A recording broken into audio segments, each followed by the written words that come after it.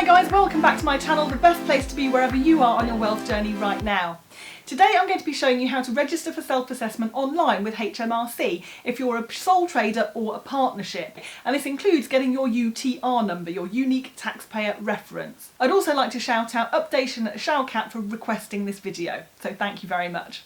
Now before I start guys, I will remind you that this is not financial advice and I'm not an accountant, okay, so if you do need any further help with it, I do suggest that you get in touch with a professional accountant. Now it's important to register with HMRC for a variety of reasons, not least of which is the fact that we've had the coronavirus recently, and if you hadn't registered with HMRC already, you wouldn't be eligible for things like the bounce back scheme or the self-employment income support scheme either. So you would have been potentially really struggling there, and I'm sure there are people out there absolutely kicking themselves for not getting themselves registered with HMRC before that all happened.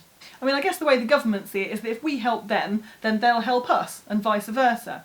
There are no shortcuts to wealth here, guys. You know, tax evasion is bad, okay? So we need to remember that. In fact, I was saying to a friend just the other day that the way that I see it, the more I'm paying HMRC in taxes, then surely the more I must be making. And yes, whilst it's frustrating that HMRC take as much as they do, as the saying goes, the only certainties in life are death and taxes. So I guess we have to just kind of let it go. There's also a whole mindset thing here. I could do a whole video around the mindset behind paying tax and all the rest of it, because it's a very, very triggering subject, but I'm not going to do that today. All right. Now, the second reason that it's a really good idea to declare things to HMRC is because if you don't register with HMRC within 90 days of you starting a self-employed business of some kind, then they could potentially fine you. And here on the channel, we're all about wealth creation, not losing your wealth, so you want to make sure that you're doing things the right way from the get-go. Okay, who should register then, and when should they do it? Well, you need to register with HMRC within 90 days of becoming self-employed. Let's imagine that you're a cleaner and you start cleaning for Mrs. Jones. Now, you need to register with HMRC within 90 days of starting with Mrs. Jones. So let's say you started with her on the 1st of June, you would have 90 days to register with HMRC before you potentially could get fined if they find out later on. Likewise, let's say you're a self-employed plumber and your first ever plumbing job is to fix Mrs. Jones's leaking tap, then again you've got 90 days from the date that you fixed Mrs. Jones's tap to register with HMRC. So it's 90 days from the first time that you ever did self-employed work for somebody else and got paid for doing it.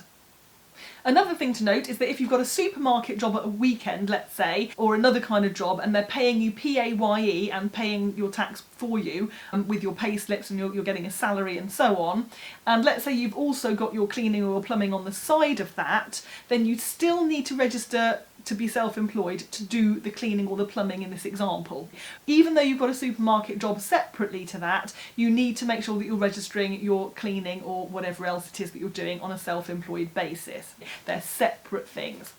Okay, the way that tax works is that, let's just say you've started working with Mrs. Jones on the 1st of June this year, you don't have to pay any tax on anything that you're currently earning with her until January 2022. Because the way that tax works here is that the tax year runs from the 6th of April to the 5th of April. So at the moment, where are we? We're June 2020, so at the moment we are in the 2020 to 2021 tax year. So the tax year this year runs from the 6th of April 2020 to the 5th of April 2021.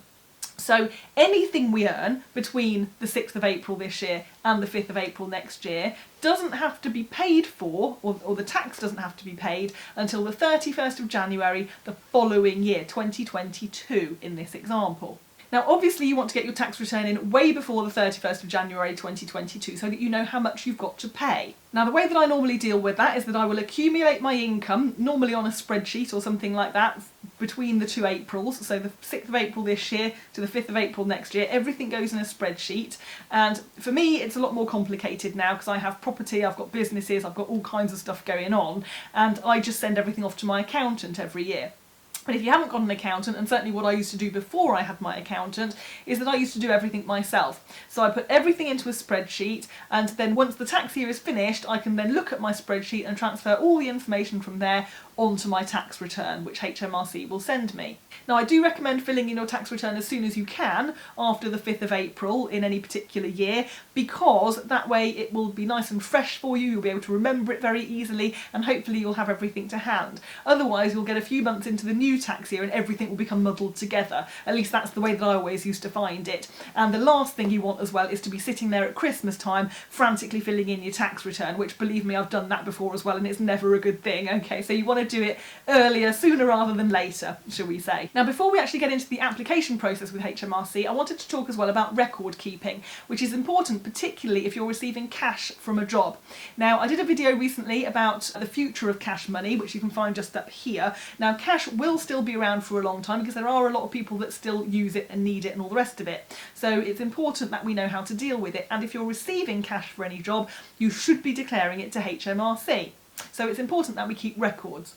Now, the best way of record keeping to say that you've received cash is, it might seem a bit antiquated to you guys, okay, but this is what I've done in the past, and I'm a tech dinosaur anyway, so I absolutely love this, okay, and it's to get one of these. Now, this is a duplicate receipt book. Now, mine is ancient, it's as old as the hills, this, and you can see it's ink stained and everything, but you can get fresh ones of these. They do still exist, and in fact I've put a link to an Amazon one underneath the video, so you can have a look in the description. And what happens is that you open it up, and we've got some pages here. We can see that everything's duplicate, so we've got one page with some printed writing, and we've got another page which is just a white one, and we've got this blue ink bit, and what we do is put the blue ink bit in between, face down, underneath the printed section, and we can write a receipt on here. So every time we receive some cash, we want to tell the person that we've received it, and that way we've got a record. And we're going to fill the date in, so where are we? So it's the 4th of June 2020, so we write that in. We've received the money from Mrs. Jones, so we're going to put her name in here as well. And then we're going to put the sum of, it's going to be £20, let's just say, whatever it is that Mrs. Jones has paid us, we're going to put that in there. And it's for, in my example, cleaning. So we're going to put cleaning in there. And then we can sign it at the bottom here. And then what we find is that if we flip it over, we've seen that the writing has gone through. And then we tear this part off that we're going to give to Mrs. Jones. So that goes off, and that then goes to her. And she can keep that as a receipt. And you then have got a book full of the white bits which tell you exactly what you've received from whom and on what date. So very, very useful. Now you can then go and take this and transfer it to a spreadsheet if you want to, or if you're not a spreadsheet person, just keep it in here and then just use that when you're filling in your tax return. So very, very easy way of working. Now, the other thing to mention is that you can also get invoice books as well. So it's very similar to these, but these ones are sort of proper invoice pads. So you can actually write out, let's say you're a plumber and you did some labour for Mrs. Jones and you fixed her leaking tap, then that's two things. So you can actually itemise with one of these and write down exactly what it is that you did. So very, very useful. So get yourself some of those if you need them. Okay, I'm going to quickly grab a cup of tea and I'm going to come back and show you how to actually register online.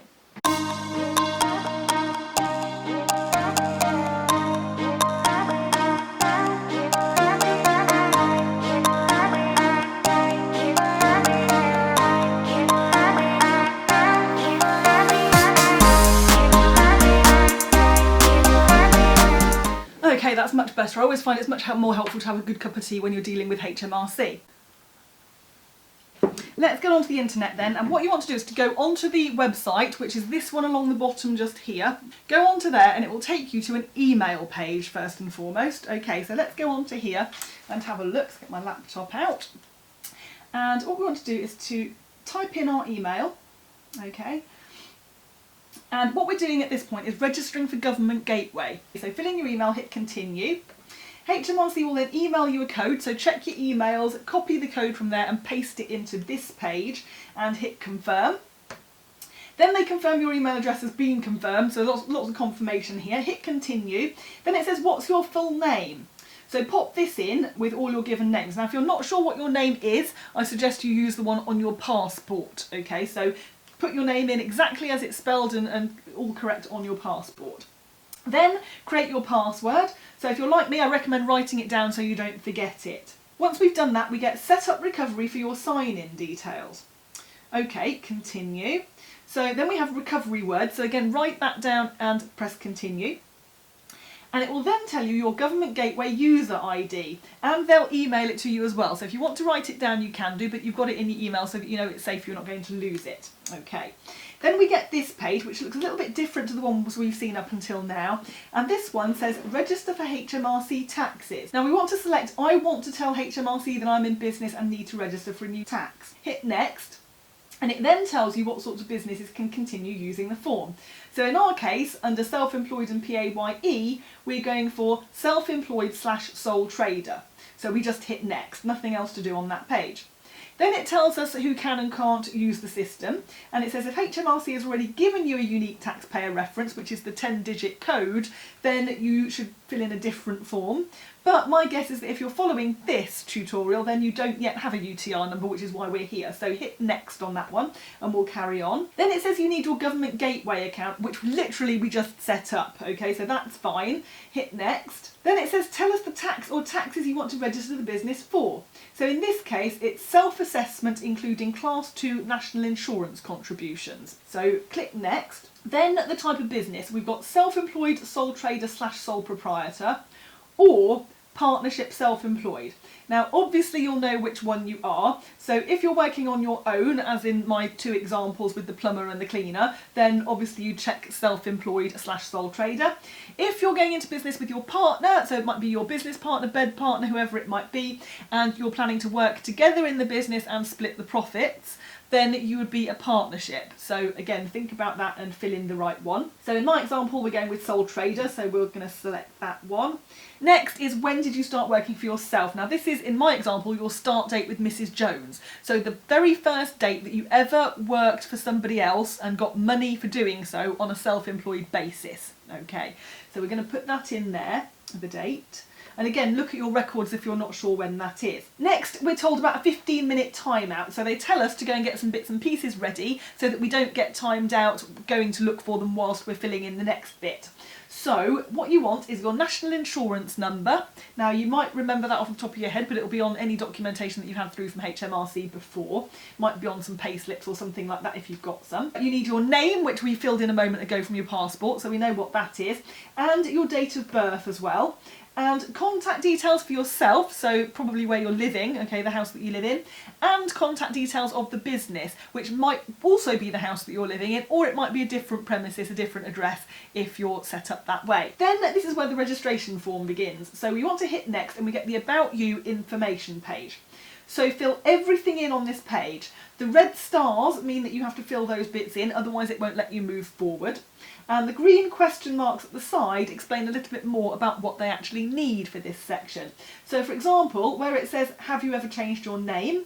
If you hit the question mark, the little green question mark there, it will elaborate and say something like, this may be because you got married and used to use another surname, or you may have changed your name by deed poll. So if there's anything that you're not sure about as you're going through, just click on the little green question mark and it will give you a bit more information about what's needed. Okay, then we've got date of birth and national insurance number, which is what we needed. Are you a UK resident? So do you live here? If you do, the answer is yes. And then it says if the answer is yes, have you come to the UK from a non-EU country within the last 12 months? So again, obviously you'll know whether you have or not, and so whatever the answer is, you know, fill it in, okay? The honesty is the best policy with HMRC. Now you're probably going to select no to most of the rest of these. Now, are you a share fisherman? What even is a share fisherman? I mean, if you're a share fisherman, seriously, leave me a comment underneath and tell me what it is you do, because I have no idea what you do, so probably we're not going to be a share fisherman. Certainly in my example, we're cleaning and plumbing and so on. Are you a land and property business? Now, HMRC have a different tax return for you to fill out if that's your bag, but in our example, we're a cleaner or a plumber, so we're going to hit no for this one. But if you do have investment property in the background, then again, you do want to let HMRC know about that, so check yes if you've got property that is not in a company. We're not a Lloyd's underwriter, we're not a director or minister of religion, unless you are, obviously, in which case tick the appropriate box. And then if we scroll down, we're not an examiner, our business is not an investment, we don't intend to work in the construction industry. And again, if you're not sure what any of these mean, then just press the green question mark and it will tell you. Now, if you've already got a UTR number, pop it in here. If not, just leave it blank and they'll send you one once you finish this form and registered anyway. Right, are you working for one person or firm only? Now this is to do with employment rules. So if we go back to our example, let's say you're cleaning for Mrs. Jones and nobody but Mrs. Jones, then it might be that HMRC will see this as Mrs. Jones is employing you, okay, in which case Mrs. Jones would have to pay you PAYE and deal with all your tax and everything else. But she's not doing that, she's just paying you to be her cleaner. And if you're cleaning for Mrs. Jones, let's say on a Thursday morning, and then you're cleaning for somebody else, Mrs. Smith for example, on a Friday morning or any other time, then again you're working for more than one person here, which means that you would be classed as self-employed. Okay, so you're working for more than one person. Likewise, you might be registered with an introduction agency or something like that. Now again, in this situation, you're not working for the agency, you're working for Mrs. Smith or Mrs. Jones, and they are paying you directly. The agency is not paying you. So in that instance, you're also still self-employed. So in that instance, you're still deemed as working for more than one person on a self-employed basis. So in this case, we're going to click no here. We're not just working for one person or firm. Right, we're almost there then, so put your address in on the next bit, pop your postcode in, it'll give you a choice of addresses, and then about the business.